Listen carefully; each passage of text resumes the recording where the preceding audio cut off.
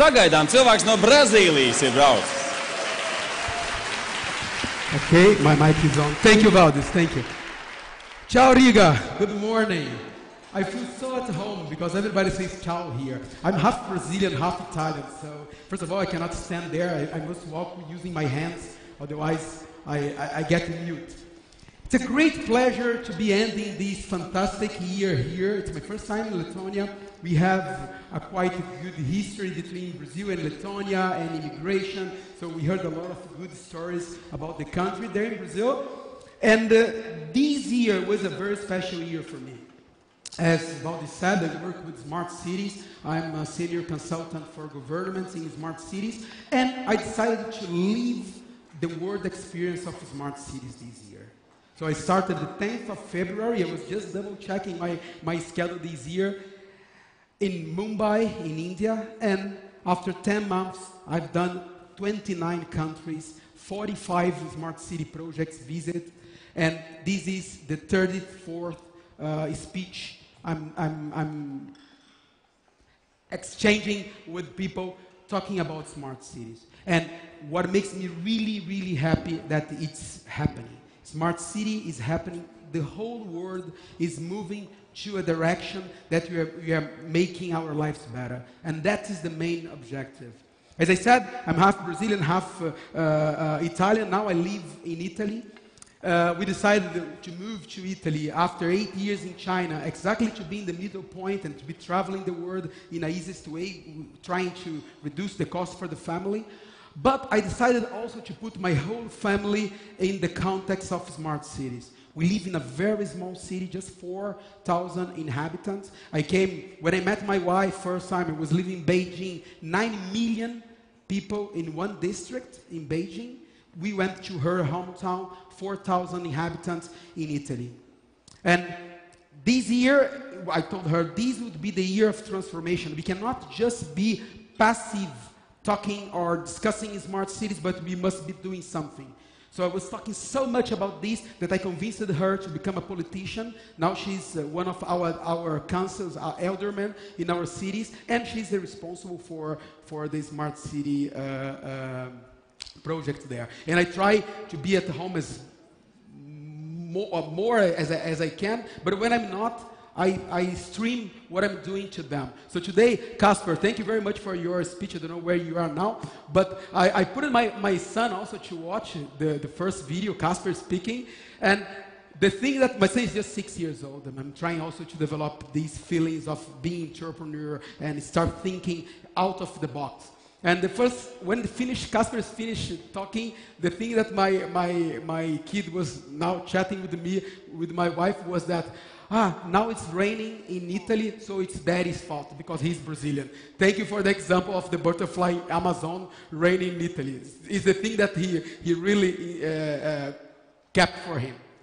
Before talking about the future and before talking about what we are doing now and forecasting for the future, I would like to bring you in a very quick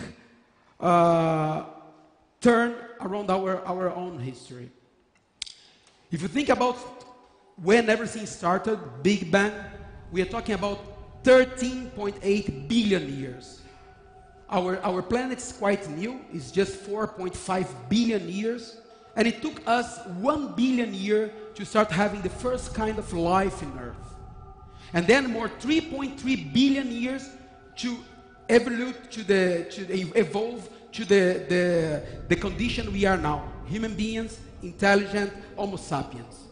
So we are here now in Earth, just 0.005% of the Earth age. A very beautiful and common word now is disruption. Everybody talk about disruption, but if you think about the whole history, the biggest disruption we ever had was us. We are changing the whole perspective of how to live and how to plan the future in our planet. And if you take this evolution along the time, the last 100 years were the most important ones. We put it in Earth, almost 6 billion people in 100 years. It means that every day, and it's a trend, it's still keeping like this, every day we had 154,000 people being born. And of course, if you are changing the matrix of growth, and if you don't change our matrix of thinking how to urbanize, how to live in cities, of course we are not going to succeed. We already have a lot of problems based in these last 100 years growth, and these problems will just become worse. This April, I was traveling from Venice to Australia for a speech, and I had a very long trip, like Venice, Abu Dhabi, Kuala Lumpur, Melbourne. When I was in Kuala Lumpur, almost 28 hours after I left home, I was trying to not work. I was just checking Facebook in the VIP lounge in the airport, waiting for my flight. And then I saw a video that really caught my attention. You know, as I work with smart cities, everything that has the name smart, the tag smart, comes to me. Facebook already sent to me. And when I saw this, the first impression I had, wow, they have developed advice to do barbecue wherever you are. Imagine how food sick I was at that time. I mean, I really could not even see more, you know, snacks from the VIP lounge or food from the airplane. I saw my first impression, a piece of bacon, something connected to the bacon, and then we were grilling bacon wherever we were. And the video was this one.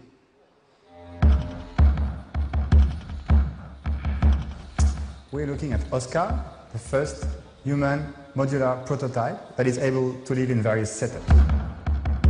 Now what's going to happen is that I'm going to connect the brain to the heart module to activate the blood circulation. Now, the lung is going to start breathing. You can see both organs are now collaborating.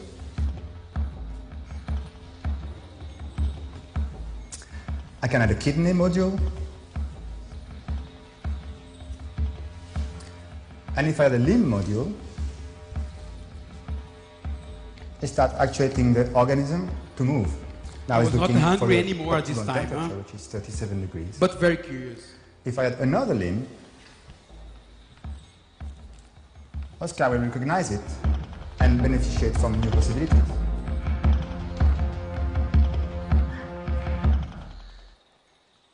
Wow. After seeing this video became viral in April. Who saw this before? So in Facebook it became very, very viral, like millions of views. I went to this website and I started checking what kind of project was this. So the website was really well done, showing how they were 3D printing these organs and the whole context of the project. It took 3 months for them to release that. Actually this was a promotion of a documentary in the Netherlands that they are doing now, and in their idea we still have 20 to 30 years to get this technology on. It's not a matter when, it's a matter, it will be a reality. And how are you going to do with all the problems we have now that we saw our growth with the perspective of living 200 or 300 years? Now we are living just 80 years, we have all these problems. Imagine 200 or 300 years, and it will come, and it will come very fast. With all the development we have now in medicine, it will come very fast. So, we have a lot of numbers regarding the problem of urbanization in Earth. The most common one in smart city events are, according to the United Nations, 70% of the world will become urban by 2030. But these numbers are quite vague. I brought here some very specific numbers to understand why we have problems and how to solve this problem will make us, a better future. First of all, traffic. Traffic is a problem everywhere, even in small cities. And the problem of traffic is not just traffic itself, but all the impact it has in our economy and in our lives. So, in the United States alone, we think that we can save around $121 billion just if you address the problem of mobility. And this mobility is being already a reality, and with the new statistics, we are estimating that for the next 5 years, 4 years, it was last year, we are going to have 307,000 people migrating every day. So migration will be even a bigger problem for big cities that are attracting people, and also for small cities that are losing people. In Europe, we already have the same concept that we have in the States in some cities of ghost cities. Cities that are almost desert. If you want a very fancy house, traditional old house in Sicily, go there. A lot of municipalities are giving for free. Just need to renew it and keep paying the taxes. Because the cities are desert. They are ghost cities. If you take these numbers even smaller to understand, Lagos last year received per hour 85 people. Means that 85 people came from whatever, out or inside the country, to live in Lagos. Same numbers for Delhi, 79, and for London, 9 people. Even in Europe, it's happening, this great migration, and these people, beside the problem of refugees, these people are not migrating just because they are starving. They are migrating to have a better life, try to look for opportunities. But as more we are going digital, as more globalized we are, as more internet-oriented we are, opportunities are not anymore geographically. So there are ways to change this. Numbers about the states I already said, and thinking about states, if you just address this problem, the money to do this problem, it's already in the savings that we are going to get. Several industries will get really disrupted if we start saving this problem. I'm not going to talk here about, for example, self-driving or driverless cars, but you can imagine the impact of traffic and impact of insurance in our lives. So all these new technologies that we call smart cities are coming and will really change our lives, not just because it's fancy or it's new. It's because the problems are real. Mobility maybe doesn't disturb us so much as health. Health can kill you. This year, more than 50 million people already died, and we are not only talking about the normal death, we are talking also about the new epidemics. And these epidemics, these pandemics are getting faster and faster. 15 years ago, we had the Asian flu, the bird flu in Asia. 5 years ago, we had the Ebola in Africa. Last year, we had Zika virus in Brazil. And as I said, I'm traveling the whole world. Imagine if I had caught a disease in the beginning of my trip in February. I could have already had passed this disease for around 29 countries. According to the Lancet, 95% of the world population has at least one kind of disease. So we cannot save this problem in using the same matrix that we have been using for the last 100 years. And it can become even worse if you think about our future, if you see the numbers of education. According to UNESCO, last year, 57 million children were out of school. Being out of school doesn't mean that they are just not going to school, or there is no school for them to go. If you come again to my country, Brazil, we have some areas in Amazonia that one kid is almost 1 kilometer far from the second kid. We cannot build, probably don't have political will in the world to build as many schools, as much schools as it's necessary. We don't have money probably oriented to this. And just this year, we are supposed to be building more 100,000 schools to solve at least 10% of this problem. We are not doing this. But again, building schools, sending kids to school is just a traditional way to solve the problem of education. Is it the best way? We have now a lot of disruptive technologies emerging in the world that's changing this reality. Just to give you an example, Finland, last year Finland voted a law that from next year on, 2018, and this is some governments must be really fast, disruptive as technology is now, they will not teach anymore compulsory calligraphy in school. Kids, when they go to school, they will learn how to read and to write typing. If parents want, calligraphy will be optional. They can learn. My kid, as I said, 6 years old, he already type faster than he can write. And Italy is years far behind whatever other country in the world regarding smart cities and regarding technology. We just got a letter from the school that the kids are not allowed to bring any digital device to school. And I tell them, look, how are we going to have competitive kids in the future, a competitive country in the future, if we are just trying to avoid, but kids will be playing Facebook or whatever.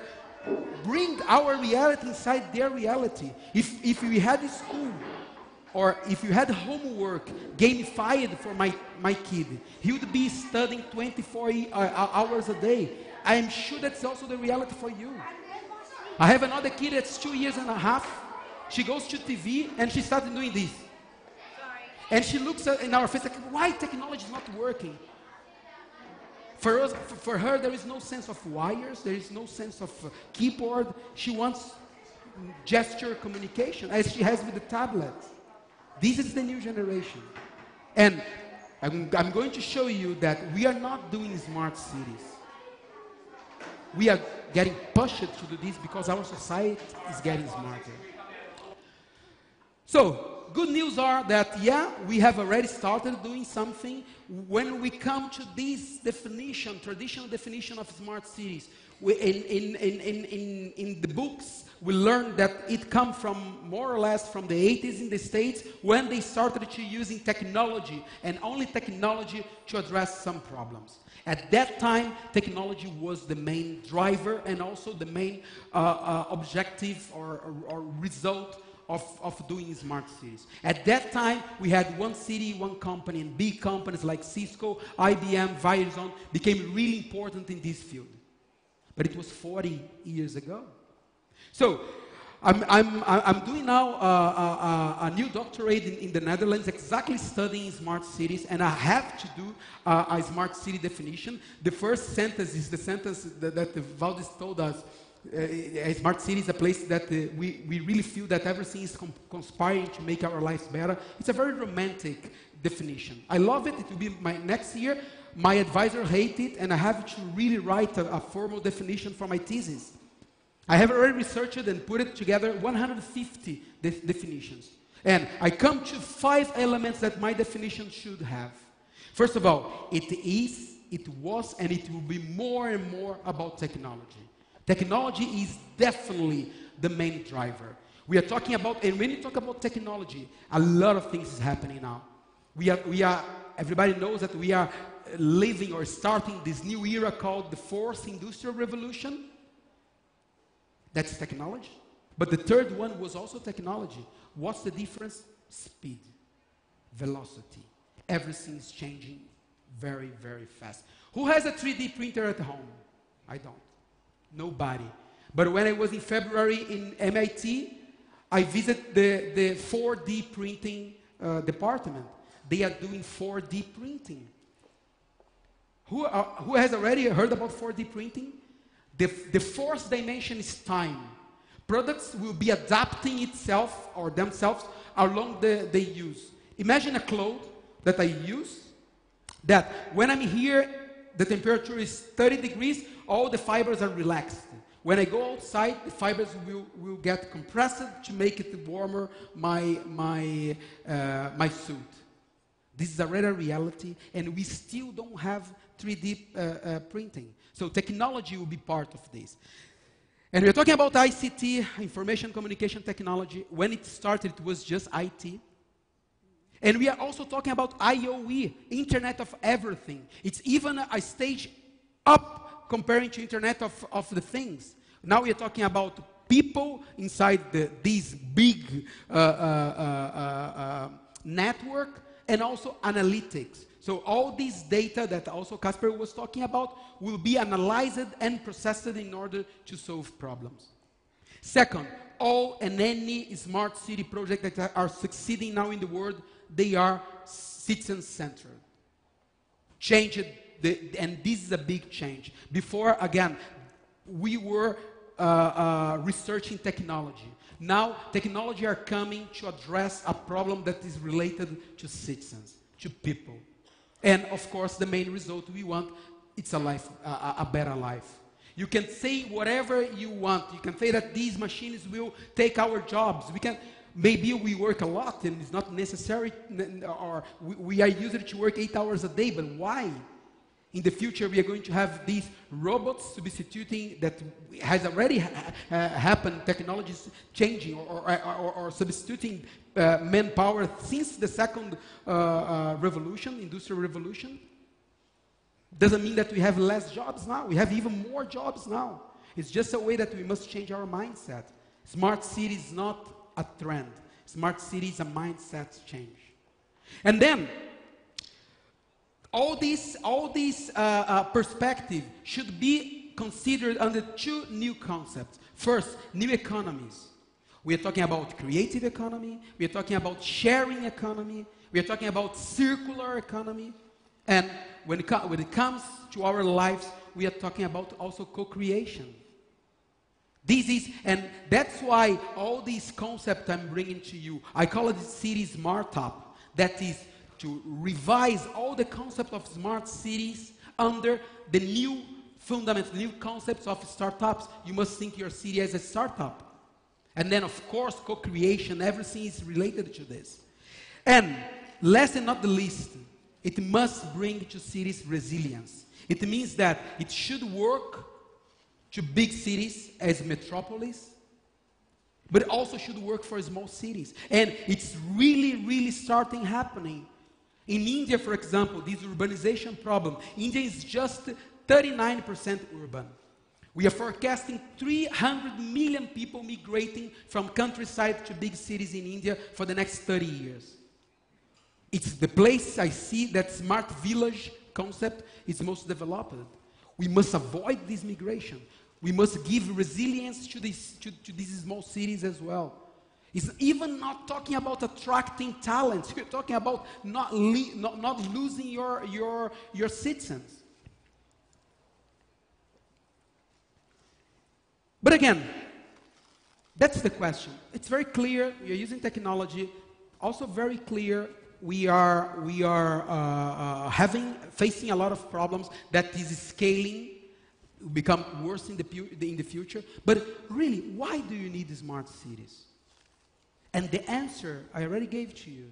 It's not us to be doing smart cities. It's the society pushing for a smarter environment.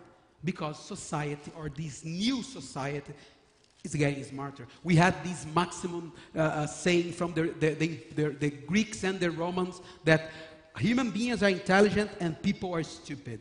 So you see the circus and bread and all the manipulation we had in the past, and we still have in our current time. This is changing because of this. If you work in marketing, you better start upping your game. Because you haven't seen anything like us yet. In just 10 years from now, we'll be buying and influencing buying in ways that will confound you. We won't just watch your ads, we'll expect smart, tailored content based on our social graphs. Tailored for me. Me. Me. Me. And me. We want to interact with it as we watch it, not just with touch, But with voice, with gesture. With intent. You better embed everything that is featured with additional information, social APIs, and e-commerce functionality. And we mean everything. everything. Everything. The car, The skirt, the hotel, the app. Because we expect to double tap on anything to get more information. Don't worry. You'll offset the cost by on-selling any leads to those data aggregator type companies. We'll spread it through our networks. And co-create with you. and when we do buy, there are normally more of us than there are of you. We can change your business in one trade, as long as the deal is on. Augmented reality will be the new reality. AR apps will almost function like special skills to help us navigate reality more effectively. You wait and see what the iPhone of 2021 looks like. The clue is in the name. And you better get used to paying us. Our browsing, influencing and purchasing data Will make some of us pretty rich. But don't overstep the mark, otherwise we'll block you. Mass blocks kill brands overnight. And keep you up all night. So if you work in marketing, you better start upping your game. because you haven't seen anything like us yet. I got excited every single time I see this movie, this video, I get excited. This was done 5 years ago to promote the what's so-called millennials generation in England. And this is the video that I show now when I'm in mayor's conclave. I show to the mayors, look, those are our new citizens. 5 years ago, and it's still so updated, this video. There is just one thing wrong in this video that they were not even forecasting at that time. Do you know how iPhone 2021 will look like? Will look like nothing. In this year, we had the mobile fair. It's the biggest fair in the world for telecommunications. We had 101,000 people in Barcelona in February. And the disruptive news or forecast was that the industry is forecasting for 3 to 5 years, we are not going to be using any more smartphones. Can you imagine your life without a smartphone following you?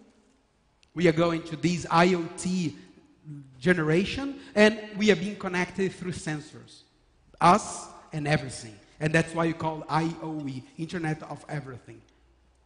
But also, what was the app, the most popular app 10 years ago? Who knows? No app. iPhone was developed, was launched in 2007. You see, the big disruption now is not technology, it's speed. It's time the things are changing. And we are talking about millennials. By 2020, they will be 50, almost 50, 49.5 to be very precise, the working force population in the world. Almost 50%, almost half of the working force will be millennials. And we are talking about this generation that is already going over. If you talk about generation of my kids, called Alpha generation, can you imagine the future? It's not us that are influencing on it. It's the society pushing or evolving to this direction. So, doesn't matter what urban problems we have, if you focus the solutions in people, we are going to have smart solutions. Smart solutions doesn't mean, again, only technology. I was somewhere 2 months ago, speaking, and I got a fantastic, I watched a fantastic speech from a girl. She is the director or the CEO of an NGO called No Waste Academy from Japan. They had a problem 20 years ago. Japan was ruling faster, all the environmental rules there. And cities were not supposed to be burning garbage anymore. And it was an evolution of technology. So in 2000, they were supposed to have incinerators in the city with a very specific specifications. They didn't have money to do this. And whatever, it's your village, it's your money. The central government was not helping anyhow. So what they started to develop there was this sense of no waste. Why we need to have a big incinerator because we produce a lot of waste. So maybe if you produce less waste, maybe if you start recycling, not only recycling but reusing it. And they started this in 2000. They are big success. Nowadays they got to reduce in 89% the garbage there. They at home they segregate 42 different kinds of garbage. So she said it's a change of mindset. Now when I go to the supermarket, I know that if I have to buy a ready coffee, if I buy a coffee in a plastic package, I have the cap that's plastic. Then I have the first division there, the cover, that's aluminum, so it's already two segregation. Then I have the label, that's paper, I must take it out. So in the end, if you buy a coffee like this, you must segregate maybe 6 to 7 different garbage. So what she's doing, she's just buying in aluminum cans because she just has one material. Maybe if you produce less garbage, we have less problems.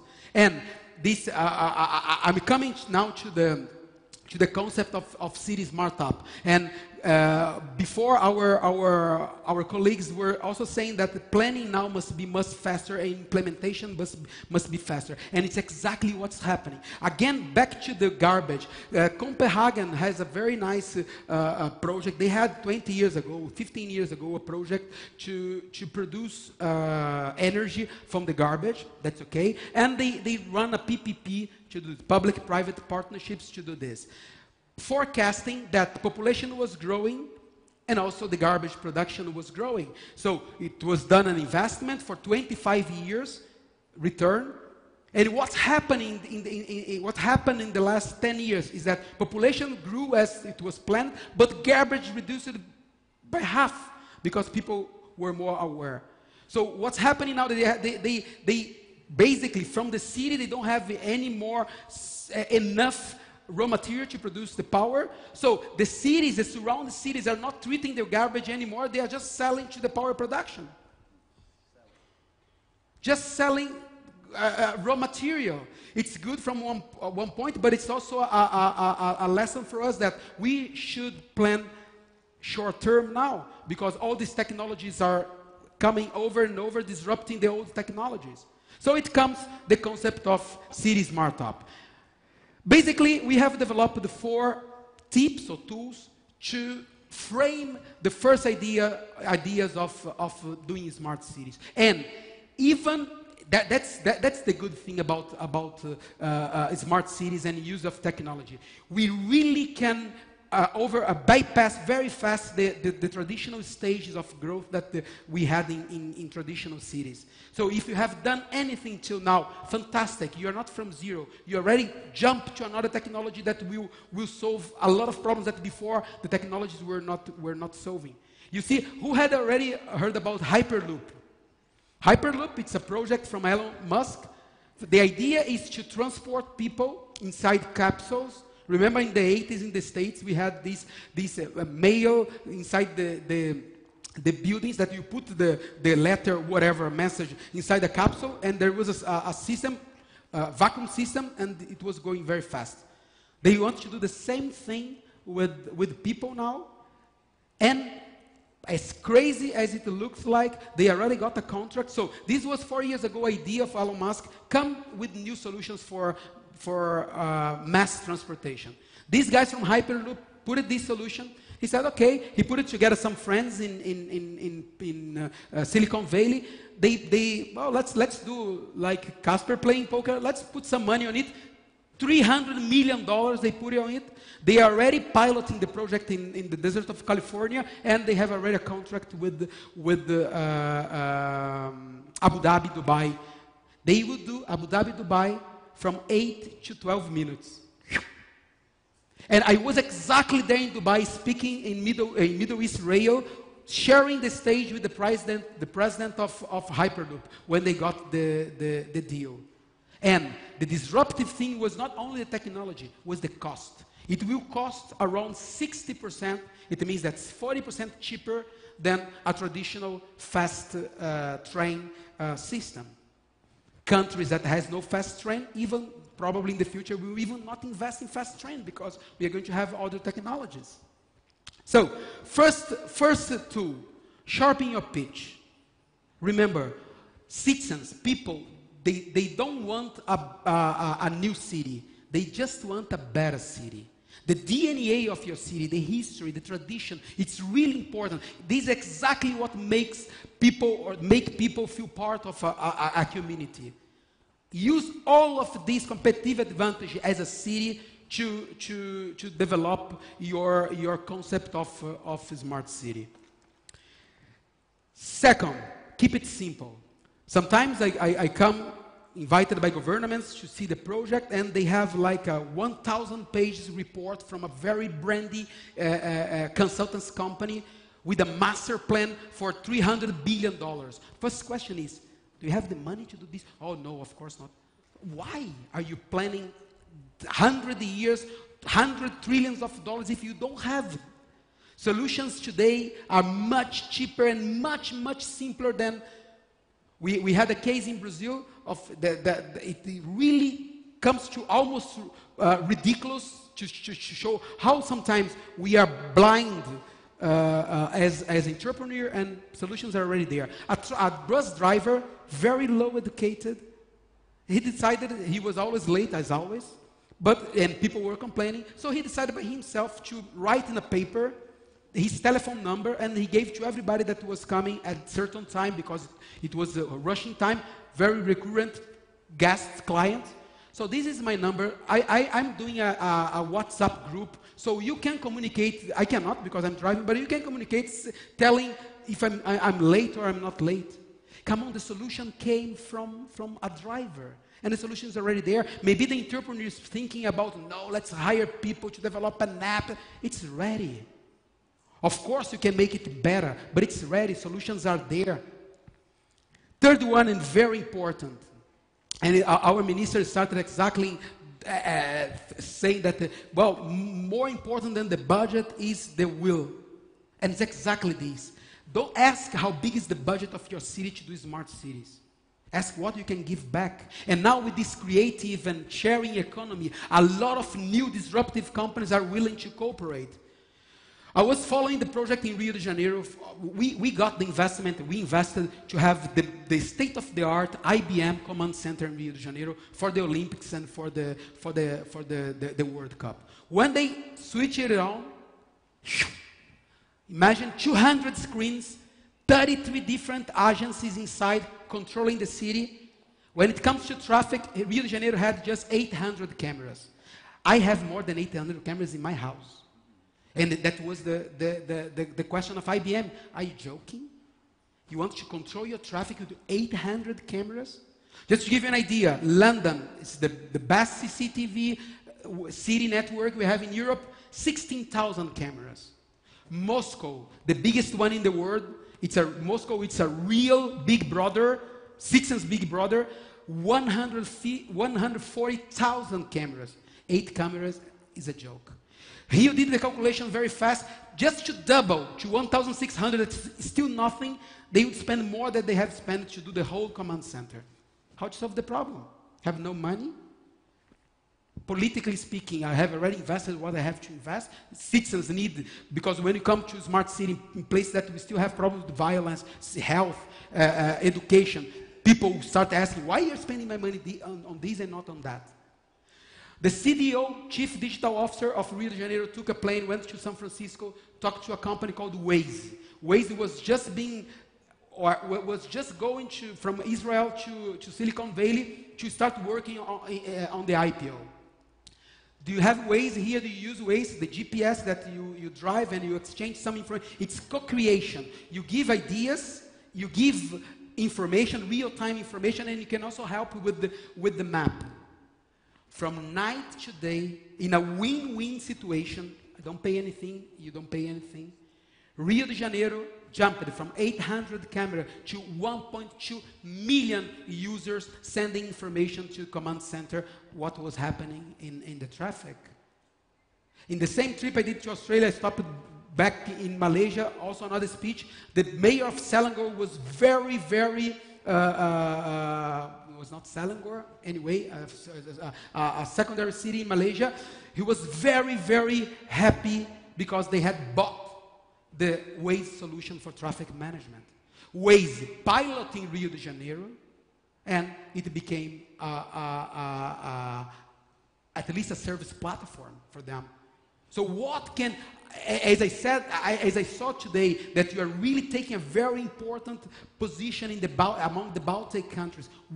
What are your uniqueness that you can offer to partners to come here to cooperate with you, to co-create with you in smart city projects? I see a lot of possibilities here. And the last one, we must change a little bit the approach. We are doing smart cities through PPPs. Forget it. If there is someone from the government here who is paying for smart cities, are not public money. It's private money. The market is there. They want to come. They want to test. It's just a way how to attract investment for this. And a very good tool for this is PPP, public-private partnership. What now we are proposing is to add another people, public-private people partnership. And it's not romantic, it's for true. Let me show you the case we are doing now in Italy. Disruptive company from Silicon Valley. I'm advising this company, artificial intelligence for video surveillance. They are already testing their system in the prisons in the States. If there is a fighting, the system automatically recognizes a fight as a fight and trigger the alarm. And in the future, they want to do more or less like Minority Report. They will be predicting crimes. LIG is already testing a similar artificial intelligence in Korea that they cross information between camera, historical data, and social networking, and they are starting to predict some crimes. Before the crime happens, there is a very big probability of happening. So I told these guys, look, guys, they are a startup. They just got the first round of investment, $3 million. Said we need a strong product to disrupt the market. And if you focus in big cities, it's okay, but how many megalopolis we have in the world? 20? 30? How many small cities we have in the world? 99% of the world. So let's focus in smart village. So what we did was, we brought to my city in Italy 4,000, again, very easy because wife is there with the power of the pen. They offered 10 cameras to the city to start the project in the city, to start having the video surveillance. And now, so the camera is there, you can frame the area that the camera will be, or the computer will be analyzing the images. So what we are doing, we did the city one with just 10 cameras, and now we are inviting each one of the citizens to buy at least one camera to put in their house. They get a better price than buying normally. They will have the camera installed by the company.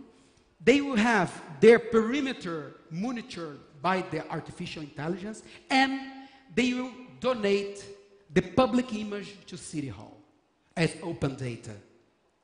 All the image that will arrive in City Hall will be blurred in the private image because of liabilities, but the public image is there. And we are going to be jumping from 10 cameras, from no cameras to 10 cameras now in February. It will be installed, and then from 10 cameras to how many cameras we want, because it's a domino effect. If I put it in my house and I'm covering my perimeter and this part of the road, my neighbor doesn't want to get naked on it, he will also put it.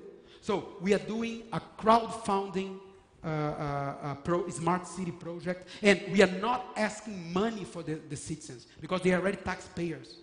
What we are doing is that we are asking them to co-create with us the smart cities. Okay, already said. So, my opinion is that smart cities can be a real laboratory to develop, test, and refine the new models of a smarter and really, really, I believe and hope, healthier and happier life. Thank you very much. Thank you. Thank you. So, we have some 15 minutes for questions. Lūdzu, jautājumu droši. Jā. Hi. Do you hear me? Just a second. Es gribēju jautāt, varbūt ir vēl kāds, kas vēl šodien nav uzdevis jautājumu, varētu kādu jautājumu uzdot. Droši paceliet roku, lūdzu. Ir kāds, jā? Lūk, tajā pusē. Un tad pēc tam jūs, lūdzu. Arī piesakāmies, kas jūs esat, lai saprotam, kur vējš pūš.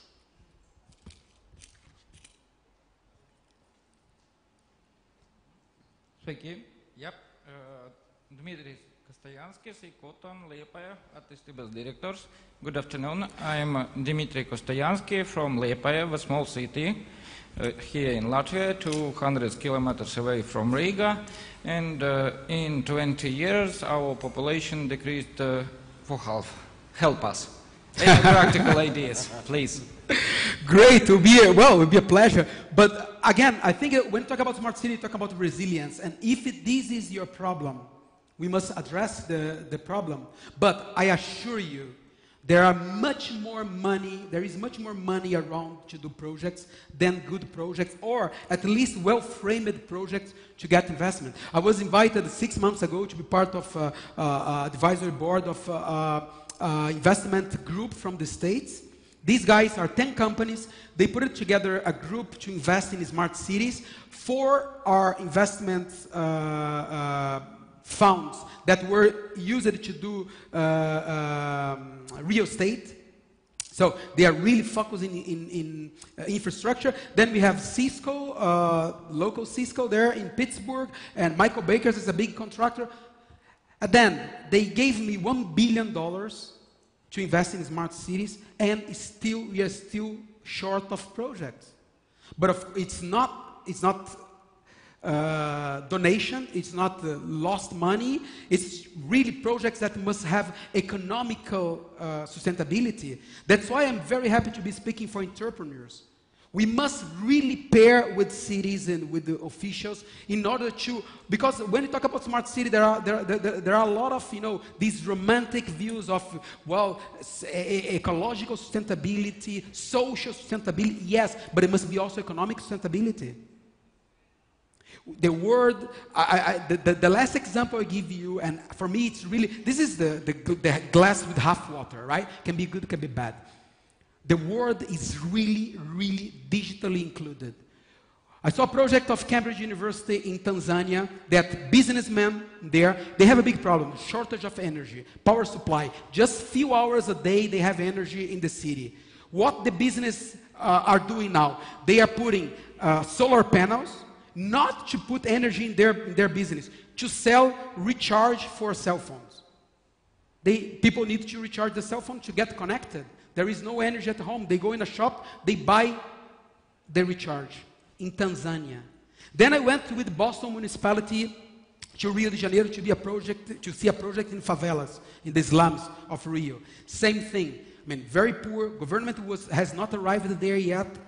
No education inside the slum. No hospitals, but everybody was connected. And then the last one, United States. Richest country in the world. They did a very nice project in New York called Links New York. Then look for it, PPP for free for New York. The business model is they have these totems of internet. They sell advertisement in the totem, and it's a public space. They replaced all the old booth by this, but they offer to the city free internet and free calls. When I was there in the launch in February, it was reaching 250 megabits per second. Now it's 1 giga. 1 month ago, they had a crash in the system. Why? Homeless people, and if you're homeless in the States, you can find a cell phone in the garbage. Homeless people were using this fast internet to watch pornography and to do bad things during the day. It's bad, but it's also good. They are, all these three examples, they are socially excluded and totally digital included. We know where they are, what they are doing, what probably they want, and we have a way to communicate with them. I see a better word like this. Please. But just a question, there's no solution how to increase the population of the city, right? Well, I think now this was one of a big case from San Francisco. How to keep and attract these new creative. We are talking here about startups and about entrepreneurs. Attracting people is something really complicated, of course, because there are several reasons that make or it stimulates people to move. And also, there is this deep feeling of being part of a community that we must keep. If you attract people from Latvia to Riga, you generate this problem also in other cities. So the best thing would be to attract people from outside, and for this you need to create a very exciting and dynamic ecosystem. And of course, keeping in mind that you are in the Baltic area, so probably your neighbors will be the. Yeah, let's go for Lithuanians. Yeah. Hi, I'm Grishanis. I'm a mechanical engineer. Question is, in this state of technology, when people are getting these new devices and learning less and less about them because they're so easy to use, do you think actually it's a good idea to create this state of surveillance and this big brother when people do not actually know how to use their applications, how they're going to use, when sharing all this data about their personal lives, images, and all this big data being gathered? Do you actually think it's a good idea to create a state of surveillance for people who actually do not know how to use technology? Great question. Surveillance or public safety, there will be always a trade-off. When we talk about public safety, we talk about what are we willing to give in our privacy to get more protected. And of course, there is a very important argument if you go in a place like the States or in Brazil that you have a very high criminality. So yes, I mean, I don't have privacy, but nobody kills me. Harder than in a small city in countryside of Europe, that criminality is not an issue, and even terrorism, because terrorism in big cities in Europe is a big issue, and people are willing to give privacy for this. But what I see is that this is a very complicated trade-off. As citizens, what I need? I need more privacy, or I want more privacy, or I want more safety. So yeah, but this will be always a big issue. What we are trying to do there, because there will be a lot of liabilities behind this as well. I mean, legal issues, is trying to really to take just the public image from the private, open data, let's call it. So choose the right neighbors then, just to make sure that you are not surveilled. Yeah. Okay, hi, my name is Dmitry too. I'm representing the IT startup and so on. That's one of my themes too. You told about mindset. If we are diving into the smart city, so we have kind of changed ourselves. We started 7 years ago with stereo 3D, then we switched to augmented, virtual reality, and I have more a philosophical question. So if you want to live in that city, in some way we have to become like computers because they have this algorithm system, we have this spontaneous stuff. So how you predict the development of society? Wouldn't be dumber maybe in some way or smarter? That's the question. Thank you. Great. Also great question. This is a very recurrent question everywhere. People are very worried about how digital we are becoming and how virtual we are becoming. I have no answer directly for this, but I can do a comparison. If you see, I left Brazil in 1998 to do a master's in globalization strategy in Germany. At that time, globalization was really a topic, and the world got really globalized. And everybody was worried at that time that we were going to lose our roots, our traditions, by going global. What's happening now, it's the other way around.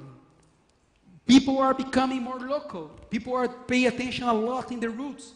This new generation that got already the boundaries out of geographic limits, they are much more local than global in this sense. Also the world, the political world is becoming more and more close, not expanding, but closing. Trump, Brexit, and you name it.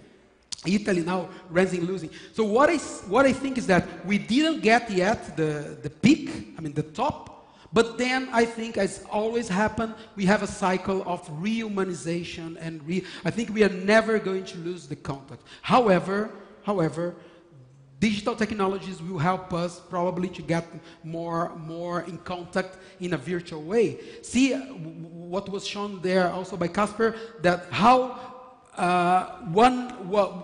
the guy that burned himself in Morocco, he influenced the whole region, but he influenced also because the whole region is connected. Everybody can see what's happening online. Everybody knows what's happening. So I think this technology is bringing us more consciousness of how strong we are as people and how influential we can be just one person, you know. So yeah, I try to see it in a positive way. Again, I have 2 kids that are growing digital, but I think that we will always be human beings. So touch, contact, and I saw another day they launched the robot, I don't know, artificial intelligence for sex. So that was a Forbes magazine, I think. It was a woman with a robot laying down in the bed, and you know, machines also to make love. Come on, guys. I mean, I think there will be a limit, you know. And but machines, I mean, it's predicted in 2030, everybody will have at least one robot at home helping us to do whatever we need to be done. All right, whatever is needed should be done. Yeah. Okay, Renato, I'm sorry, I just called the call from airport. Your exactly, flight they are is waiting for me in London. Yeah, I'm sorry. Piedodiet, vienkārši, nu, šajā gadījumā lidmašīna negaida. Vēlreiz paldies. Thank you very much. My pleasure, Riga. Thank you very much. Hope to see you soon.